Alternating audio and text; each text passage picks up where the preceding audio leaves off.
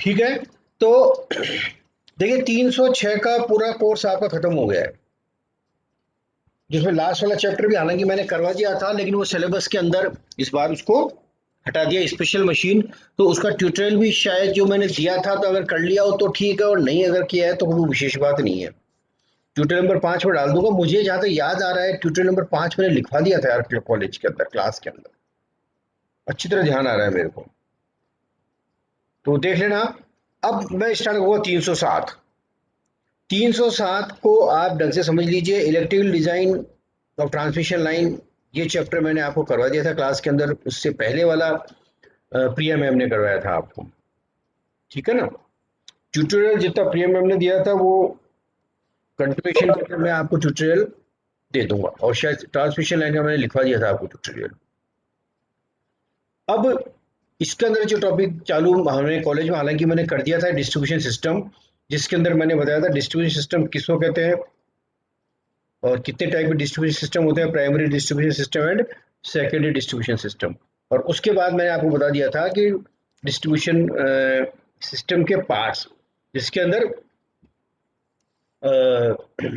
Feeder, distributor और service mains, ये मैंने आपको कॉलेज के अंदर करवा दिया था। अब मैं बताऊंगा आपको क्लासिफिकेशन ऑफ डिस्ट्रीब्यूशन सिस्टम, ठीक है। तो कनेक्शन के आधार पर, संयोजन के आधार पर डिस्ट्रीब्यूशन सिस्टम को तीन भागों में बांटा जा सकता है। पहला कहलाता है रेडियल सिस्टम, रेडियल सिस्टम या रेडियल डिस्ट्रीब्यूशन सिस्टम, ठीक है। ये वाला जो है टॉपिक अभी ये थ्योरी का ही है, तो ये थोड़ा डायग्राम भी है इसके अंदर।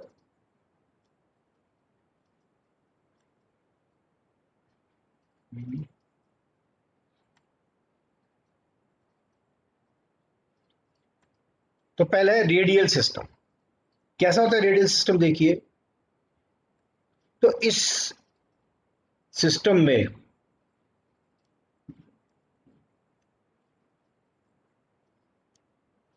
डिस्ट्रीब्यूशन को एक ही सप्लाई दी जाती है, डिस्ट्रीब्यूटर को। इस सिस्टम में डिस्ट्रीब्यूटर को एक ही बिंदु सप्लाई दी जाती है। ये पद्धति प्राय तभी प्रयोग में ली जाती है जबकि सब स्टेशन लोड सेंटर या भार केंद्र के पास स्थित हो। इसका मतलब ये है कि जो सब स्टेशन बना रखा है ना, तो जो लोड सेंटर है ना, जहां पे मैक्सिमम लोड है, वो अगर उसके बिल्कुल पास होना, तो ही इस प्रकार का अपन सिस्टम का प्रयोग करते हैं, अन्यथा इसका प्रयोग नहीं करते हैं। क्यों? क्योंकि इसके डिसएडवांटेज भी हैं। चित्र में ये दिखा रखा है, देखिए आप, इसको मैं बड़ा कर देता हूँ, इसको 100% पे कर देता हूँ, घंटे।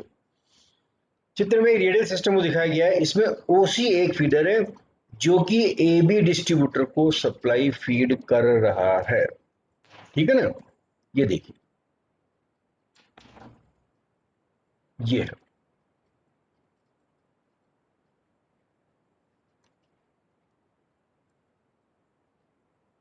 दोनों दो डायग्राम बना रखे हैं।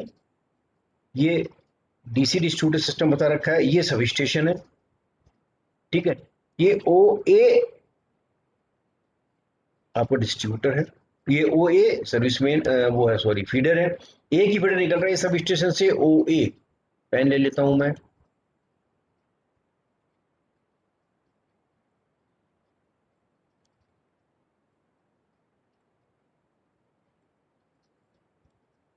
ठीक है। ये सब स्टेशन है।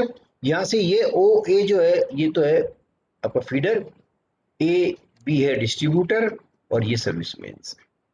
ये डीसी रेडियल डिस्ट्रीब्यूशन सिस्टम, इसको क्या कहेंगे हम? डीसी रेडियल डिस्ट्रीब्यूशन सिस्टम, ये ऊपर वाला। और नीचे वाला वो का वही है, वो का वही सब स्टेशन है। फर्क केवल इतना सा है कि इसके अंदर अपन ने यहाँ पे ट्रांसफॉर्मर लगा दिए, ट्रांसफॉर्मर है।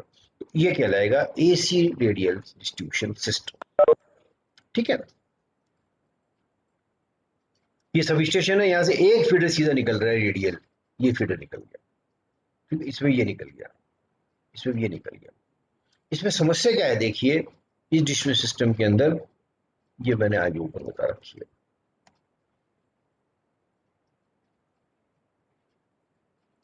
इसमें ए बी डिस्ट्रीब्यूटर को सप्लाई फीड कर रहा है। हालांकि ये सबसे सिंपल डिस्ट्रीब्यूशन सिस्टम है तथा इसकी इनिशियल कॉस्ट भी सबसे कम होती है। इसके बावजूद भी निम्न कारणों से इसका प्रयोग प्राय नहीं किया जाता।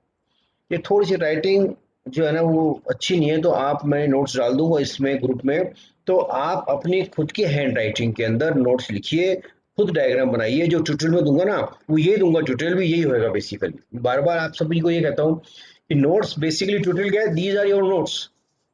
क्वेश्चन वही दूंगा जो सिलेबस में मैंने आपको करवाए हैं, आप उनको सुंदर हैंड राइटिंग के अंदर अच्छे से डायग्राम बना के प्रिपेयर कर लीजिए, वो आपके नोट्स हो जाएंगे, बाद में आप सबमिट करवा दीजिए। ठीक है।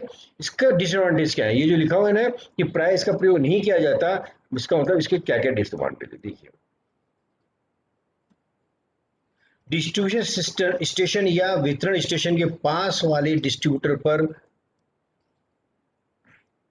अधिक भार होगा, जबकि वितरक के दूर वाले सिरे पर धारा सबसे कम होगी।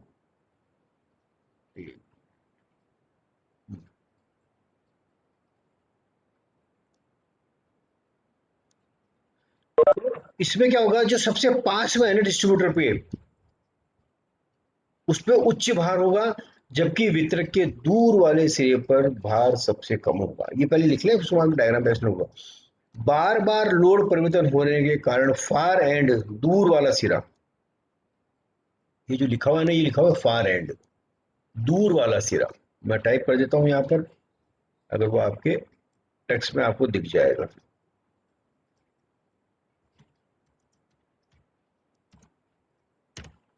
फार एंड, दूरस्थ सिरे पर कंज्यूमर को वोल्टेज वेरिएशन या वोल्टेज परिवर्तन समस्या बहुत अधिक होती है।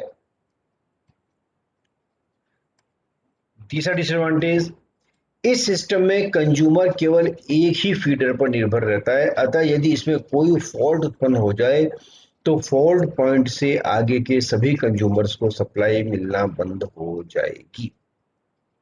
ठीक है, अब ये देखिए, चाहे एसी में देखें चाहे डीसी में देखें, दोनों में से किसी में भी देख लीजिए एक ही बात। अब देखिए, जैसे लिखा कि जो सबसे पास वाला सिरा है ना फीडर के, उसमें उच्च लोड होगा। क्यों? क्योंकि यहाँ करंट सबसे ज्यादा होगा, फिर यहाँ डिस्ट्रीब्यूट हो जाएगा करंट, फिर यहाँ चले जाएगा, फिर यहाँ चले जाएगा। तो सबसे दूर पे जो सिरा होगा ना, यहाँ पर सबसे दूरस्थ सिरा जो होगा ना, उस पे तो करंट रहेगा, लोड रहेगा कम। और जो सबसे पास में सिरा होगा, ये जैसे फीडर है ना, तो फीडर का जो सबसे पास में सिरा कौन सा, ये एक के बाद ये, तो सबसे ज्यादा करंट यहाँ फ्लो होगा, तो ये उच्च भार रहेगा, उसके ऊपर हाई लोड रहेगा। और ये जो है, और जैसे और आगे चले जाएंगे तो यहाँ करंट जैसे जैसे फिर डिस्ट्रीब्यूटर पे आगे चलते जाएंगे, करंट का मान कम होता हुआ जाएगा। दूसरा डिसएडवांटेज क्या बताया कि सबसे कंज्यूमर, सबसे लास्ट में ये है कंज्यूमर, सपोज कीजिए ये कंज्यूमर है आपका। तो इसमें क्या होगा, जब ये वाले कंज्यूमर्स बार बार अपने लोड को ऑन ऑफ करेंगे, जैसे ही ऑन करेंगे तो करंट बढ़ जाएगा, करंट बढ़ेगा तो वोल्टेज ड्रॉप ज्यादा होगा, वोल्टेज ड्रॉप ज्यादा होगा तो इस वाले कंज्यूमर को वोल्टेज कम मिलेगा, यहाँ वेरिएशन ज्यादा आएगा। फिर ये अपने लोड को बंद कर देंगे, बंद करते ही करंट कम हो जाएगा, करंट कम होते ही यहाँ पे वोल्टेज ड्रॉप कम हो जाएगा, तो इसका वोल्टेज वापस बढ़ जाएगा। तो कहने का तात्पर्य ये है कि जो सबसे दूर वाला जो कंज्यूमर है ना, उसके ऊपर वोल्टेज वेरिएशन होते रहेंगे। वो डिपेंड करेगा कि ये जो कंज्यूमर्स हैं, जो पास वाले कंज्यूमर्स हैं, वो जितना ज्यादा वोल्ट अपने लोड में वेरिएशन करेंगे, दूरस्थ सिरे वाले कंज्यूमर के वोल्टेज में उतना ज्यादा वेरिएशन होता रहेगा। और तीसरा, क्योंकि सब स्टेज सप्लाई सीधी एक ही पॉइंट से मिल रही है, तो सपोज कीजिए यहाँ फॉल्ट आ गया, यहाँ फॉल्ट आ गया, यहाँ फॉल्ट होती क्या होगा, सारा सिस्टम बंद हो जाएगा, सारे कंज्यूमर को लाइट मिलना बंद हो जाएगी। सपोज कीजिए यहाँ फॉल्ट आ गया, यहाँ फॉल्ट आ गया, तो इसको सप्लाई मिलती रहेगी, नहीं इस फॉल्ट के आगे भी जितने भी कंज्यूमर्स है ना, उनको सप्लाई मिलना बंद हो जाएगी। तो these are the disadvantage of radial distribution system. Second,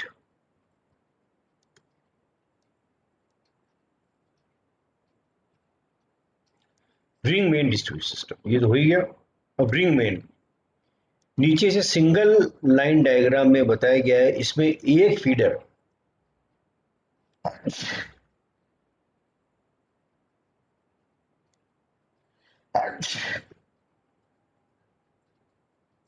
sorry, sub station से शुरू होकर डिस्ट्रीब्यूशन एरिया में से होते हुए पुनः सब स्टेशन पर आकर समाप्त होता है। इस प्रकार से ये रिंग बनाता है जिसमें कंज्यूमर को सप्लाई दो पैरेलल सर्किट के द्वारा प्राप्त होती है। चित्र में ये नाम लिखा गया है L M N O P Q R, एक क्लोज्ड रिंग है जिसमें एम ओवर क्यू से सप्लाई दी गई। ये डायग्राम देखिए, इससे समझ में आता है। ये है आपका AC ring main distribution system.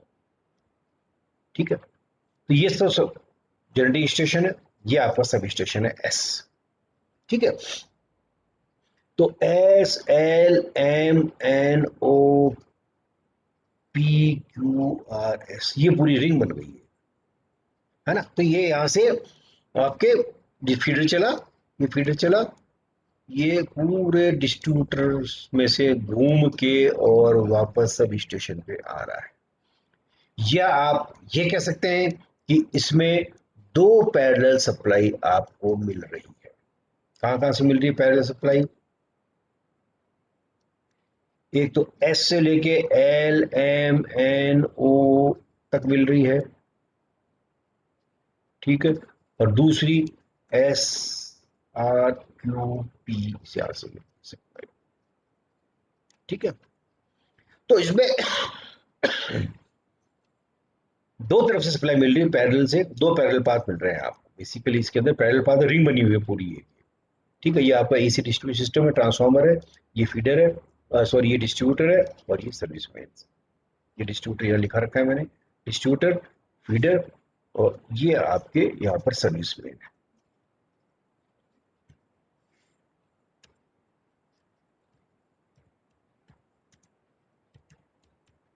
Service mains, ये आपकी सर्विस मेन्स।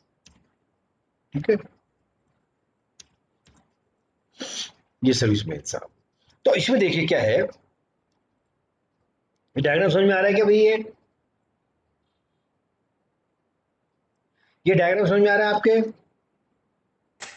आ रहा है यस सर। सर। आ रहा है ना? बिल्कुल सिंपल है, इसमें कुछ भी नहीं है, पैरेलल सर्किट है बेसिकली है ना। तो इसके एडवांटेज लिखे हुए हैं मैंने, तो ये एडवांटेज, ये एडवांटेज है। चित्र में L M N O P Q R S तक एक क्लोज रिंग है जिसमें एम ओवर क्यू से सप्लाई दी गई है, सप्लाई ली गई है। लाभ, कंज्यूमर के सिर पर वोल्टेज परिवर्तन कम होता है।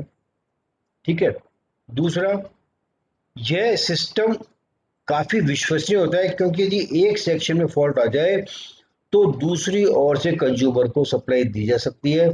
उदाहरण के तौर पर यदि सेक्शन एल व एम के बीच में यदि कोई फॉल्ट उत्पन्न होता है, एल और एम यहाँ फॉल्ट उत्पन्न हो गया, सपोज, पेन ले लेता हूं मैं,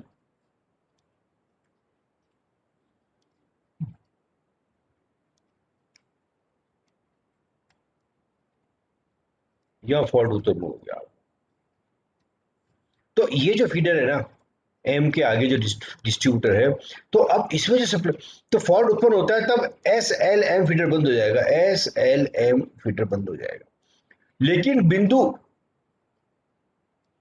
एन तक जो सप्लाई है वो हम S R Q P O N से दे सकते हैं। तो यहाँ फॉल्ट हो गया तो यहाँ जो भी हमारा आइसोलेशन सिस्टम लगा रखा है, जो भी ब्रेकर लगा रखा है, सर्किट ब्रेकर लगा रखा है, तो ये एस एल एम को बंद कर देगा, लेकिन एम पे सप्लाई एन के थ्रू यहाँ से आ जाएगी,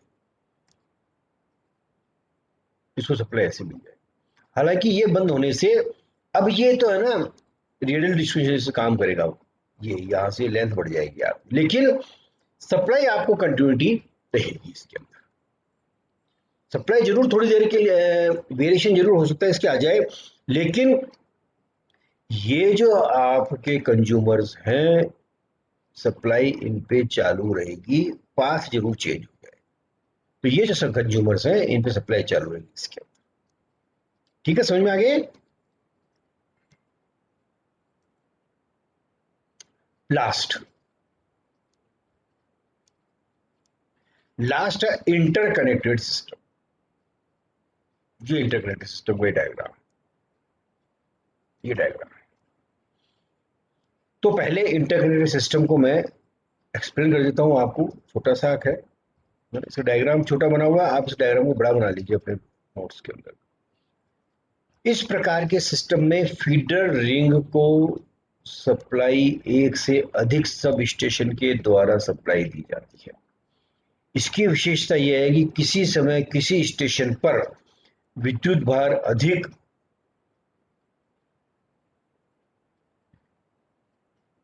तब उस भार वाले स्टेशन से इस अतिरिक्त भार को कम भार वाले स्टेशन से लोड सप्लाई किया जा सकता है। इस सिस्टम की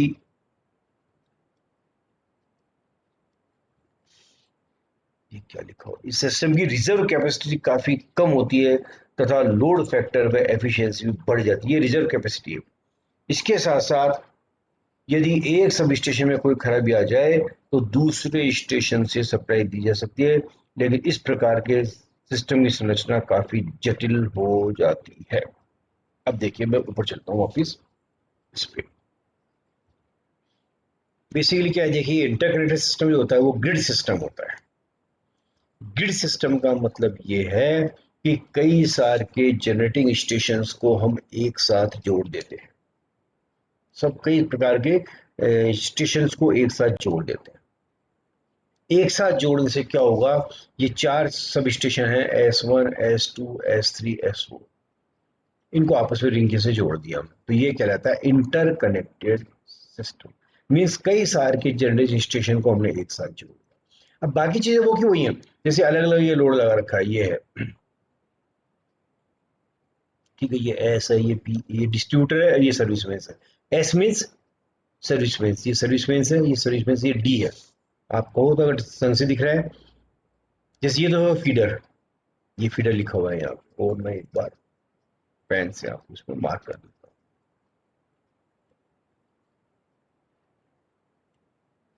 this is S, this is D, ये पूरा डिस्ट्रीब्यूटर है, ये सर्विस मेंस है, ये जैसे यहाँ क्लियर दिख रहा है आपको, ये पूरा डिस्ट्रीब्यूटर है।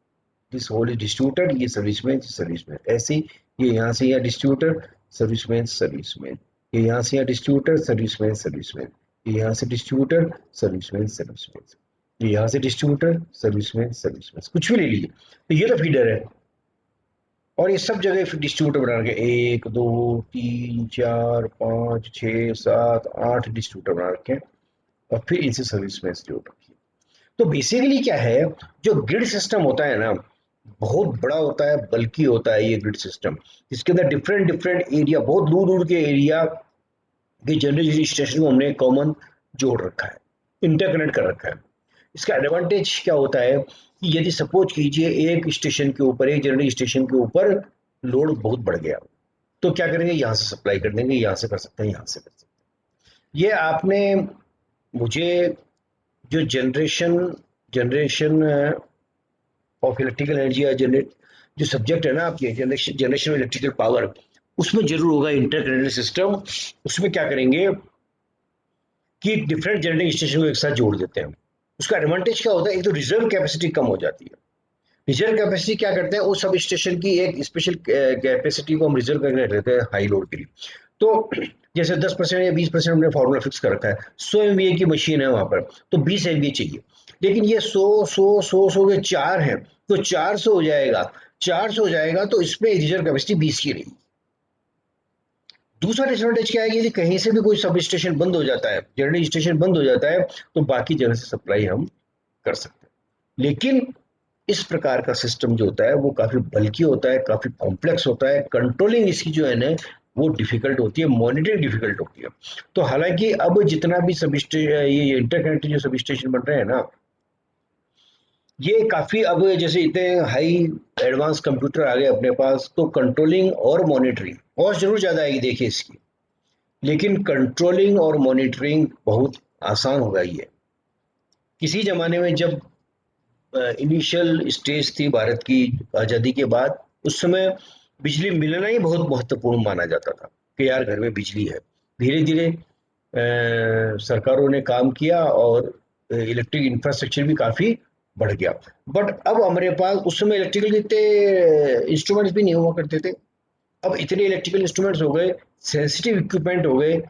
तो महत्वपूर्ण बात अब ये नहीं, बिजली तो आती है आजकल, महत्वपूर्ण बात यह है कि 24 घंटे विद क्वालिटी की बिजली है। तो अब जो फोकस है वो क्वालिटी ऑफ इलेक्ट्रिसिटी है। कंटिन्यूटी ऑफ इलेक्ट्रिसिटी तो है ही, but now the quality of electricity is also important. Quality means proper frequency, proper voltage के साथ सप्लाई हमारे आए, this is known as the quality of the.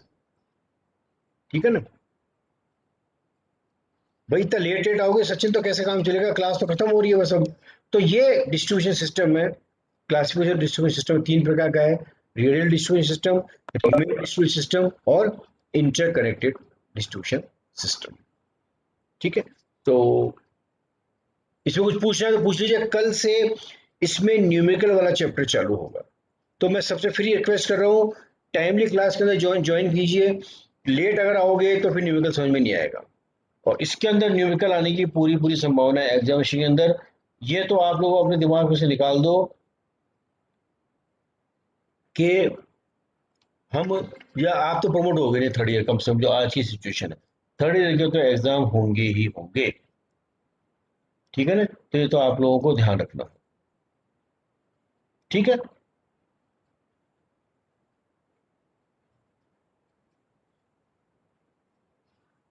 तो कुछ पूछना है इसके अंदर, कुछ पूछना है क्या, बंद करूं क्लास?